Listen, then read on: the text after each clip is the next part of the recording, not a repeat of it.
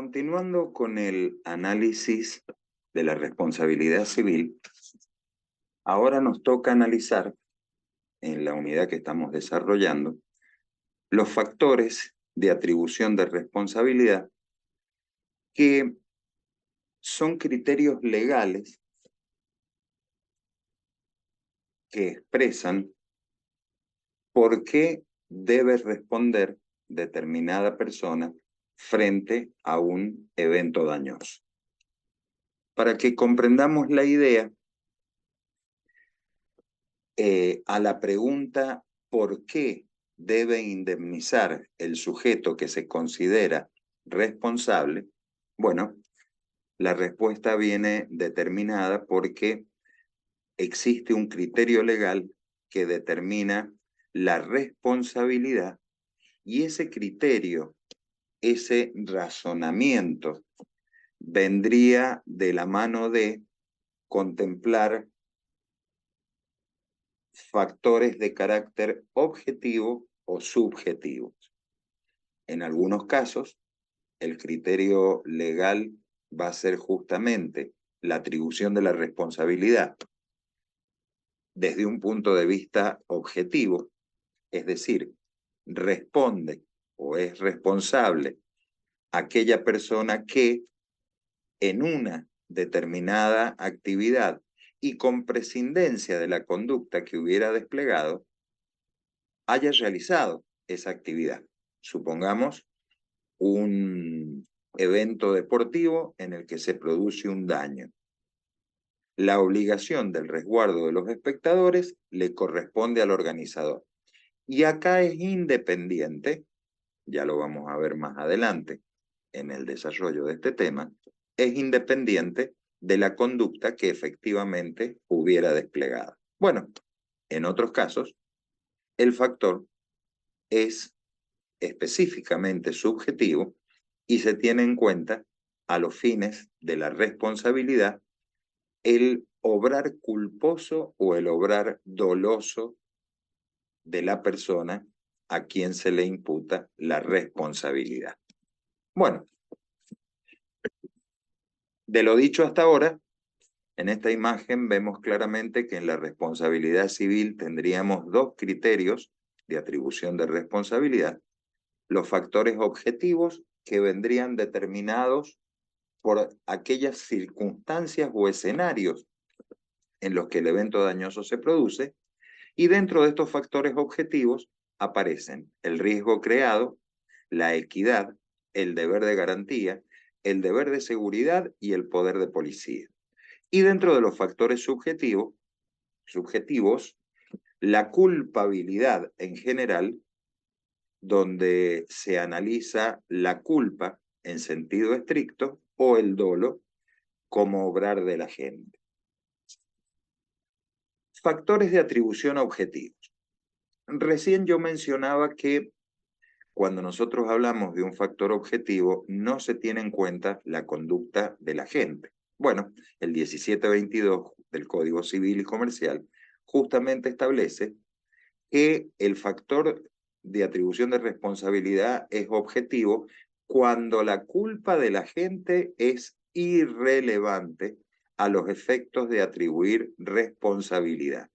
Es decir, no se analiza la conducta del presunto responsable, sino que se tiene en cuenta efectivamente la producción de daño que de acuerdo a la ley no debió haberse producido teniendo en cuenta la actividad que se desplegó. La responsabilidad se presenta entonces como de carácter objetivo cuando de las circunstancias de la obligación o de lo convenido por las partes surge que el deudor debe obtener un resultado determinado y entonces acá su responsabilidad es objetiva. Para que nos quede claro, en un factor objetivo, la conducta de la gente es irrelevante y podríamos profundizar el concepto con el principio que establece el 1723, que justamente determina que son las circunstancias de la obligación o lo convenido, de donde surge justamente la responsabilidad objetiva. ¿En virtud de qué? En virtud de que el deudor debe obtener un resultado determinado. Para poner un ejemplo de lo dicho, normalmente las responsabilidades profesionales o responsabilidades especiales, responsabilidad profesional, por ejemplo, en el caso del ejercicio de la medicina, la praxis médica se juzga normalmente a través del factor de atribución subjetivo de responsabilidad, teniendo en cuenta el deber de idoneidad que debe poner el médico en el ejercicio de la práctica médica.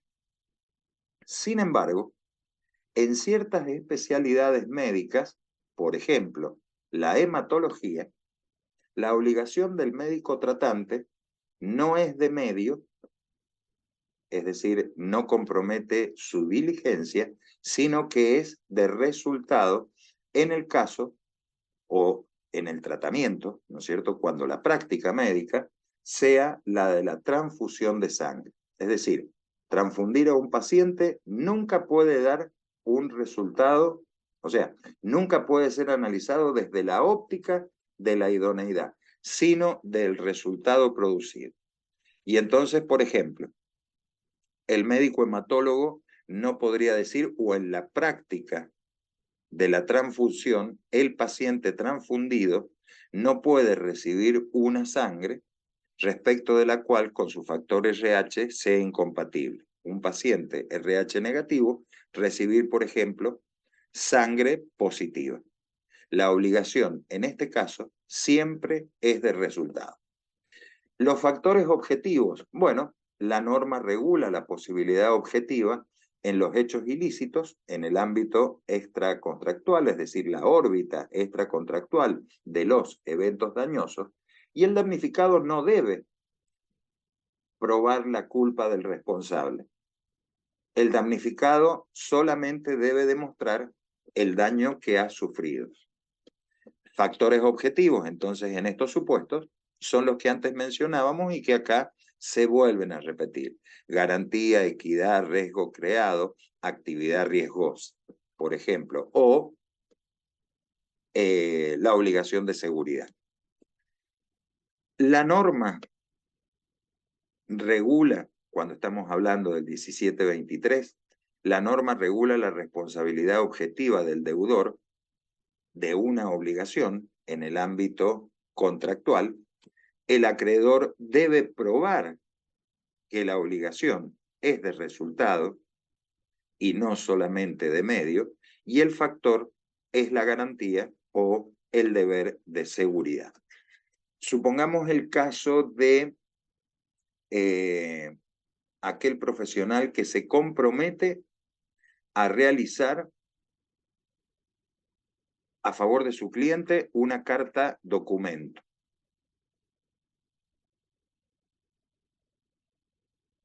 En sí, lo que debe concluir es específicamente, ¿no es cierto?,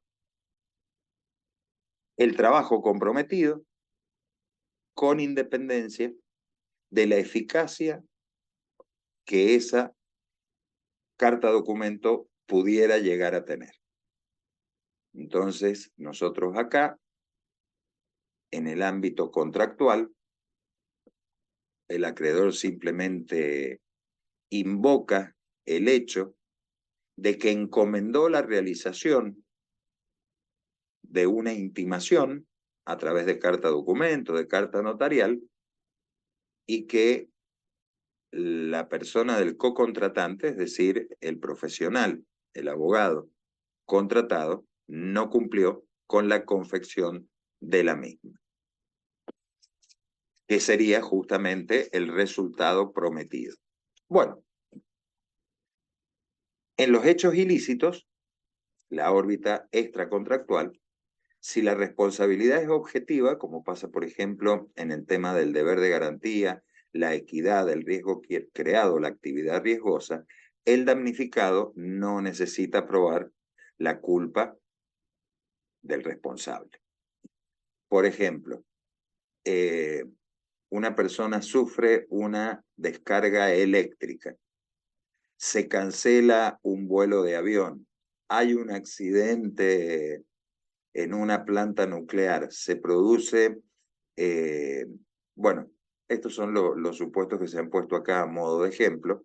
Entonces, el damnificado lo único que tiene que demostrar es simplemente el daño que ha sufrido. No necesita demostrar que el daño sufrido se produce como consecuencia o es causalmente producido por la conducta del deudor. En la responsabilidad contractual objetiva, el factor de garantía o el deber de seguridad, el acreedor lo que debe demostrar es que no se cumplió con el resultado comprometido y no se necesita probar la culpa del deudor. El caso del vuelo cancelado.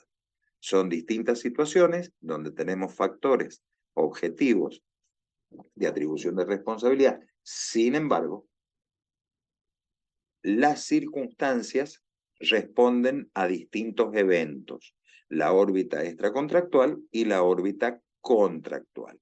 En la órbita extracontractual, la obligación de garantía, de equidad, el riesgo creado, actividad riesgosa, bueno, determinarán justamente este carácter objetivo de atribución de la responsabilidad.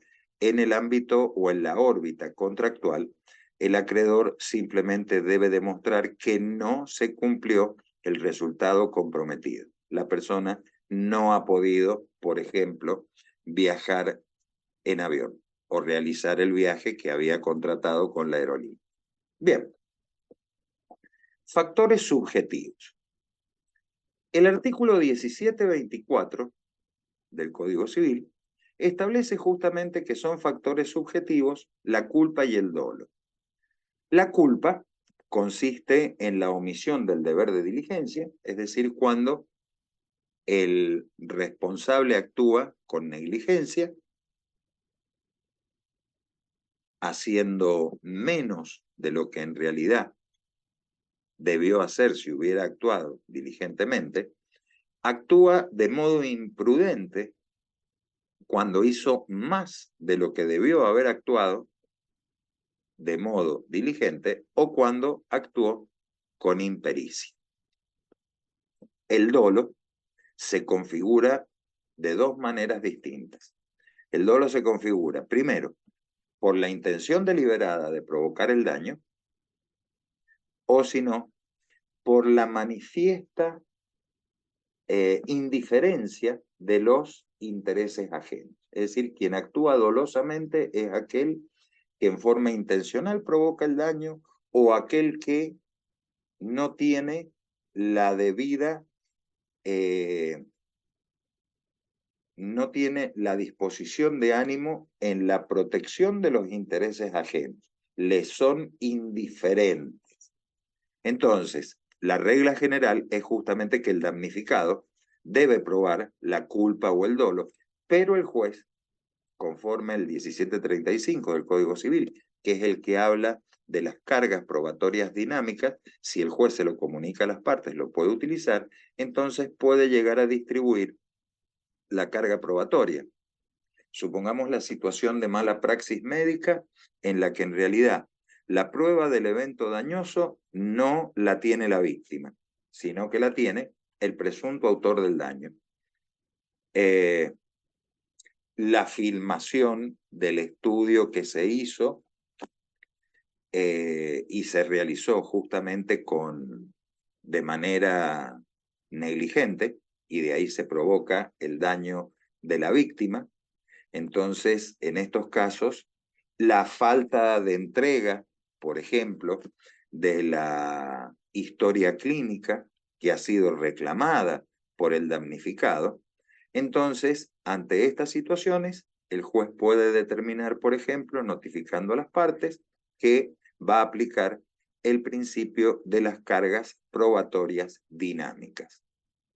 En el cumplimiento obligacional, órbita contractual, la culpa rige cuando la obligación es de medio o de mero comportamiento, es decir, no se compromete un logro, sino que se compromete la realización de la conducta de modo diligente. Muy bien. Acá tenemos distintas situaciones de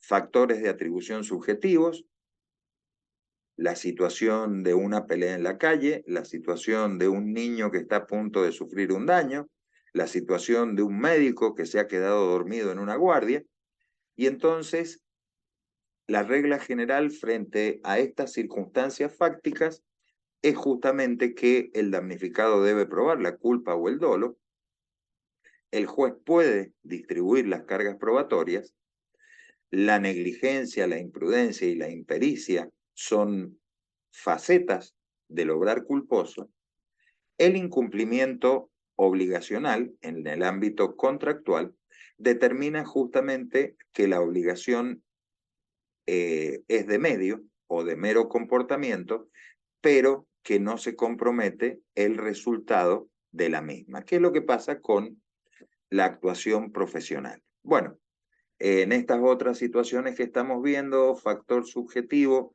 de atribución de responsabilidad viene determinado porque, por ejemplo, los dos sujetos que están peleando en la vía pública, puede existir una imprudencia en virtud de la que uno de los sujetos provoca un daño a la otra persona y ese daño, obviamente, caería dentro del ámbito de la culpa. No se quiso dañar, pero el resultado fue el daño. La segunda situación, bueno, es la situación en la que, por ejemplo, quien está a cargo del cuidado de esta criatura no lo está vigilando en ese momento y está a punto de producirse un daño, es decir, se va a derramar encima un líquido o una comida caliente del que eventualmente sufrirá, ¿verdad?, una grave lesión o una grave quemadura. Y la tercera situación, que resulta también obvia, es la situación de negligencia. Quien debe estar alerta en la guardia de un servicio y, por ejemplo, está durmiendo. Bueno, valoración de la conducta. Como estamos hablando de factores subjetivos y hemos visto, voy a volver a la imagen anterior, y hemos visto que los factores subjetivos son la culpa y el dolo, el 1725 del Código Civil entonces nos determina la regla de valoración de la conducta. Cuanto mayor es el deber de obrar con prudencia, con cuidado y pleno conocimiento de las cosas, mayor es la diligencia exigible a la gente y la valoración de la previsibilidad de las consecuencias. Dicho en otros términos, cuando el médico cirujano propone como tratamiento la operación, el paciente, por ejemplo, la hubiera aceptado como forma de tratamiento para su enfermedad, es evidente que el médico debe haber analizado toda la situación del contexto de salud, de enfermedad, obviamente, por la que va a ser operado, los factores de riesgo que pueda tener el paciente, incluso, por ejemplo, aquellas situaciones, supongamos, de alergia. Hay pacientes que no pueden recibir cierto tipo de antibióticos o cierto tipo de anestesias, y entonces, a mayor deber de diligencia exigible a la gente, existe acá una mayor diligencia exigible a la gente y la valoración de la previsibilidad de las consecuencias. Es decir, existe una mayor responsabilidad porque debió plantearse estos escenarios el médico. Cuando existe una confianza especial, se debe tener en cuenta la naturaleza del acto y las condiciones particulares de las partes. Esta es la situación típica de la relación contractual del abogado con su cliente cuando el abogado actúa como apoderado. Y entonces, lo que en el párrafo anterior hablábamos de la mayor diligencia exigible a la gente, cuanto mayor es su deber de obrar, ahora lo vemos expresado también, teniendo en cuenta la naturaleza del acto y las condiciones particulares, pero en función de la confianza especial que tiene uno en el otro, el cliente en el abogado, que tiene justamente un poder para asuntos judiciales. Para la valoración de la conducta no se toma en cuenta una condición especial o la facultad de una persona determinada, a no ser en los contratos que supongan justamente una confianza especial, específicamente, que es la situación del poder. En estos casos se estima el grado de responsabilidad por la condición de la gente. Pero en la generalidad de los casos, yo tengo que tener en cuenta la conducta diligente promedio que debe tener cualquier persona a la que se le ha encomendado y el deudor ha asumido la obligación de realizar determinado acto, prestación de servicio, etcétera, etcétera. Entonces acá, el 1725 lo que nos está dando son las pautas de valoración de la conducta. En la órbita contractual inciden en la extensión de la responsabilidad, la confianza especial que tiene y las condiciones especiales o las facultades intelectuales cuando media esa confianza especial. Contratos intuita persona, locaciones de servicios, etc. Bueno, ¿cómo puedo saber cuándo rige la responsabilidad objetiva y cuándo rige la responsabilidad subjetiva? O dicho de otro modo, lo previsto por el artículo 1721 significa que la responsabilidad basada en la culpa configura el factor de atribución principal del sistema. Tenemos dos preguntas de muy fácil respuesta. Primero, los factores de atribución de responsabilidad están previstos en la ley y podríamos decir que en principio son de carácter objetivo. En ausencia de normativa específica o ante la situación de duda, el factor de atribución es la culpa.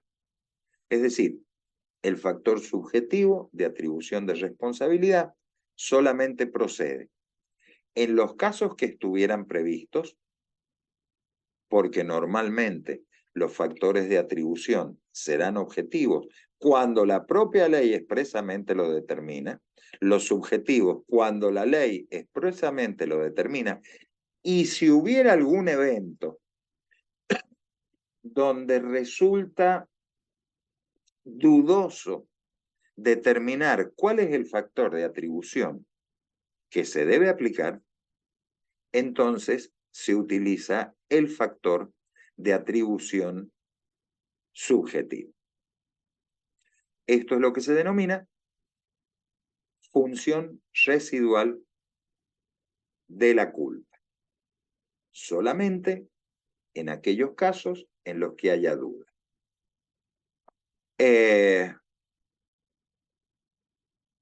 Cada factor de atribución podríamos decir que tiene su ámbito de aplicación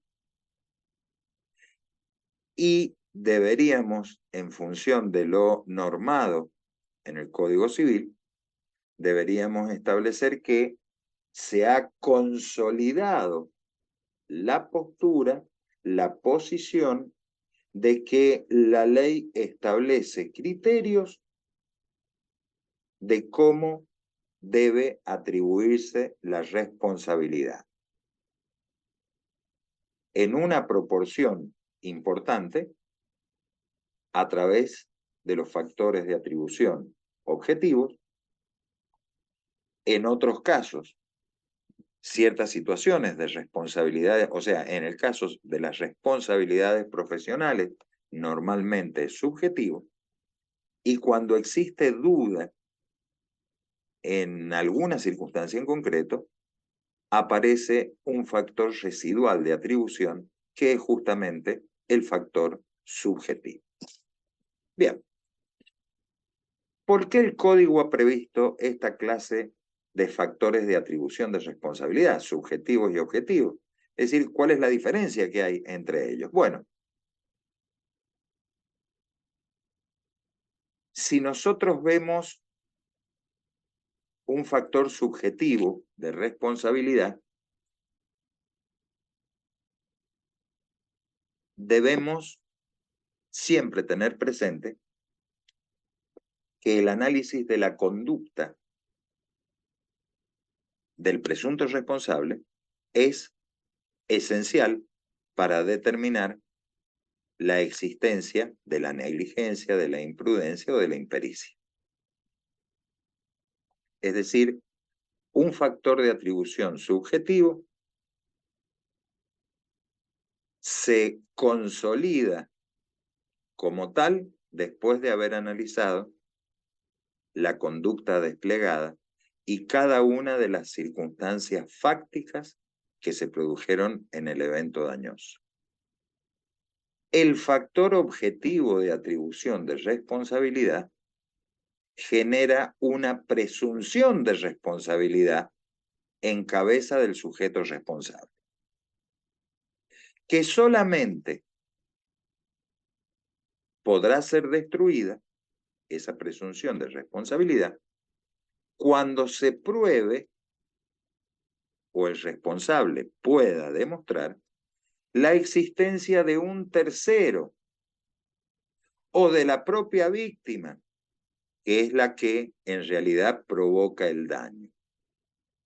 Pero en principio, la ley entiende o presupone la responsabilidad del sujeto y no alcanza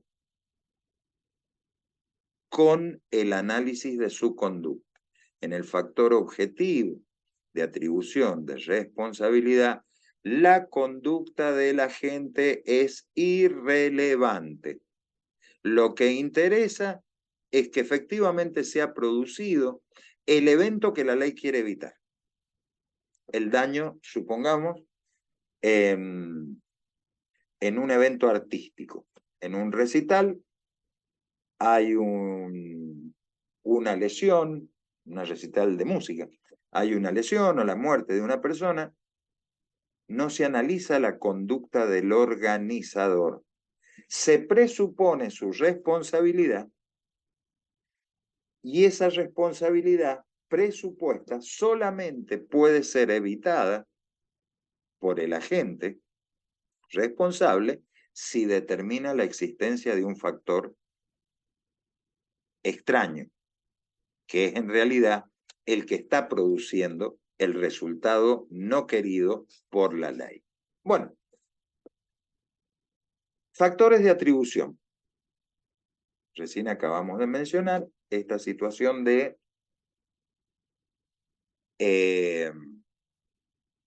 la presunción de responsabilidad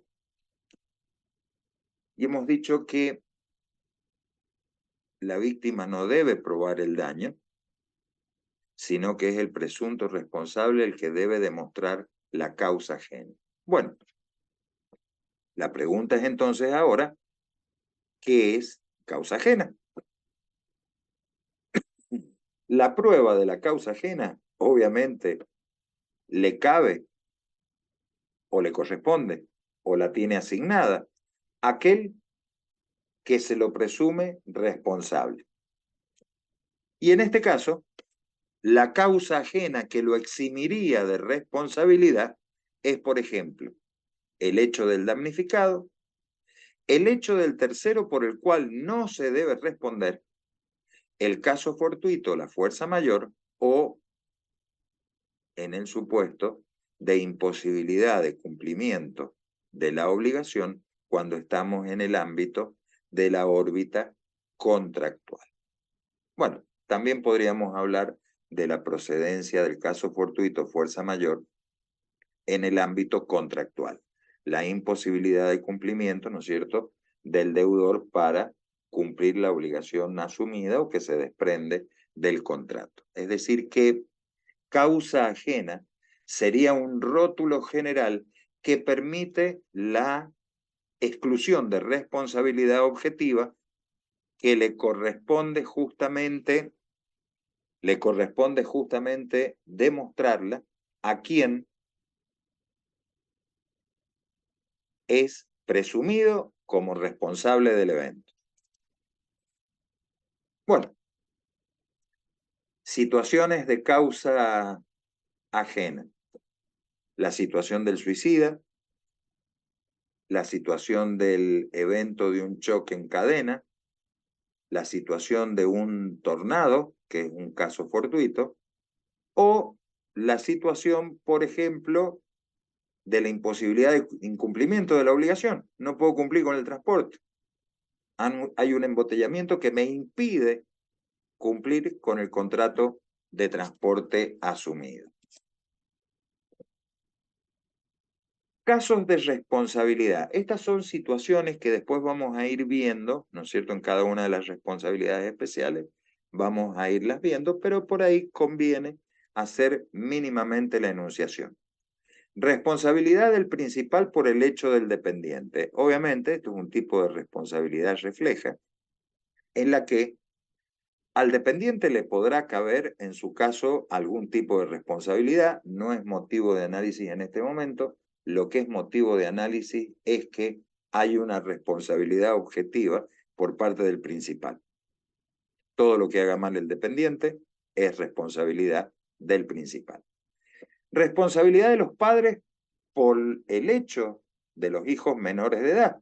Bueno, acá tenemos o acá convergen, por un lado, la responsabilidad parental que tienen los padres de cuidar a los niños, ¿verdad? Y en este caso, obviamente, el evento dañoso producido por el menor genera una responsabilidad que es de carácter objetivo en el caso de los padres. Pero además, el niño, llegado el caso y si procediera, también, aunque no tenga discernimiento, también es responsable.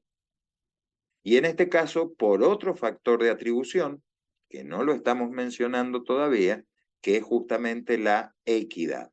Si procede el análisis, se puede establecer a favor de la víctima del daño, ¿no es cierto?, una indemnización. Bueno, responsabilidad por el hecho de las cosas y actividades riesgosas. Muchas veces es justamente la cosa propiamente dicha o la actividad que se desarrolla la que presupone intrínsecamente un riesgo, a partir de lo que quien es dueño de la cosa o quien desarrolla esta actividad debe responder. La responsabilidad de los establecimientos educativos, bueno, acá también pasa exactamente lo mismo. Los establecimientos educativos tienen a su cargo el cuidado de los estudiantes. Y finalmente la situación de la responsabilidad colectiva y anónima. La responsabilidad de los grupos, hay una manifestación,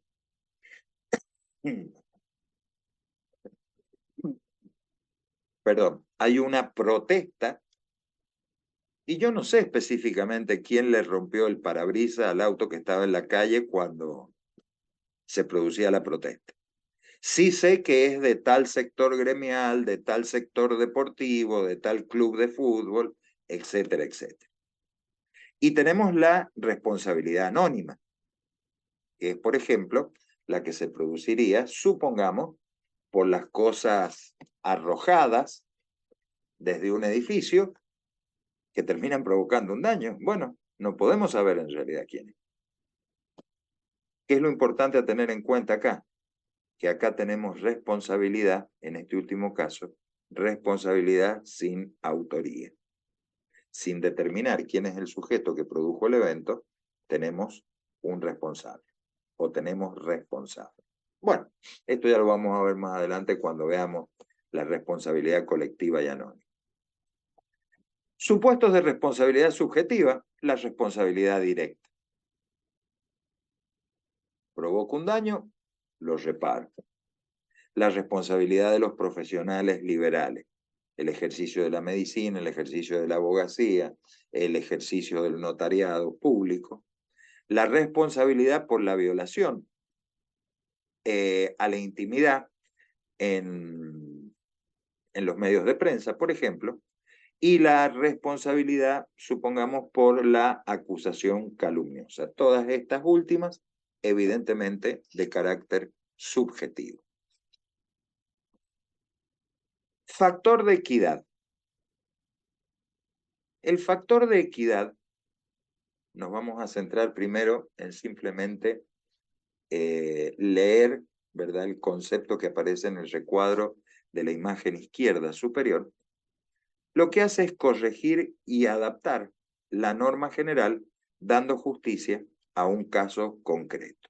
Es decir, los daños causados por actos involuntarios, el autor de un daño causado por un acto involuntario responde por razones de equidad.